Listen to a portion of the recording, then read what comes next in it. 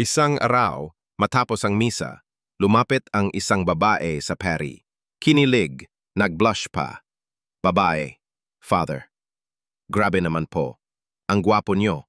Ang kinis pa ng kutis. Para kayong artista. Pari, ay nakuhiya. Salamat. Laking bentilado lang yan sa kumbento. Babae, pero Father, seryoso. Ang cute nyo po. Parang sayang naman. Bakit pa po kayo nagpari? Pari, hay naku, mahaba-habang kwento yan. Babae, kwento nyo naman, Father. Gusto kong maintindihan. Pari, ganito kasi yon. Ayaw talaga ng nanay at tatay ko na magmadre ako. Babae, ha? Magmadre? Pare, oo, yun talaga ang dream ko. Pero sabi ng tatay ko, anak, kung magpapari ka, suportado ka namin. Pero kung magmamadre ka, lagot ka sa lola mo. Babae, ay ganern, Father? Pare, oo kaya heto ako ngayon, pare na lang.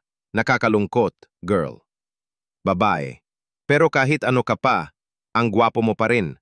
Pari, anak, espiritual na ang ganda ko ngayon. Char, like, follow, and subscribe.